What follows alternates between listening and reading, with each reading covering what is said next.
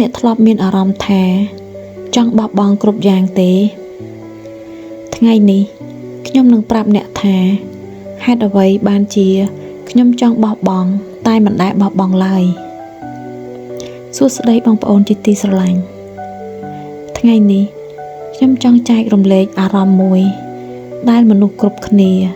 ស្ទើរតែធ្លាប់ជួបដូចគ្នានោះគឺការខកចិត្តក្នុងជីវិតរបស់យើង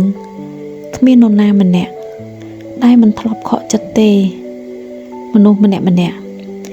មានបញ្ហាផ្សេងគ្នាអ្នកខ្លះខកចិត្តពីការងារអ្នកខ្លះទៀតខកចិត្តពីគ្រួសារហើយអ្នកខ្លះទៀតខកចិត្តពីបំណុលនិងអ្នកខ្លះខកចិត្តពីសុបិនដែលមិនទាន់បានសម្រេចតែអ្វីដែលធ្វើឲ្យមនុស្សម្នាក់ខុសគ្នាមិនមែនស្ថិតនៅលើបញ្ហាប៉ុន្តែស្ថិតនៅលើរបៀបដែលយើងប្រឈមមុខនឹងបញ្ហា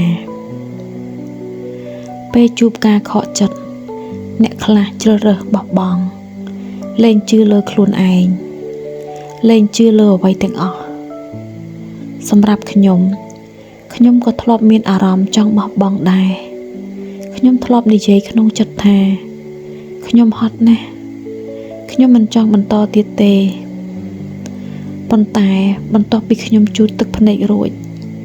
ខ្ញុំប្រាប់ខ្លួនឯងថាបោះបង់មិនមែនជាដំណោះស្រាយទេខ្ញុំមិនមែនជាមនុស្សខ្លាំងជាងគេឡើយតែខ្ញុំជាមនុស្សម្នាក់ដែលមិនព្រមឲ្យការខកចិត្តបញ្ឈប់ដំណើរជីវិតរបស់ខ្ញុំឡើយបន្តទៅមុខទោះបីជាយឺតក៏ល្អជាងឈប់នៅកន្លែងដដែលដែរបើថ្ងៃនេះបងប្អូនកំពុងខកចិត្តសូមកុំបោះបង់ខ្លួនឯងសូមជឿថាថ្ងៃស្អែកនៅតែមានសង្ឃឹមហើយជីវិតនៅតែអាចផ្លាស់ប្ដូរបានអរគុណដែលបានស្ដាប់នេះគឺជាសំឡេងនៃបទពិសោធន៍សូម Subscribe ដើម្បីបានស្ដាប់បទពិសោធន៍ផ្សេងទៀតសូមអរគុណ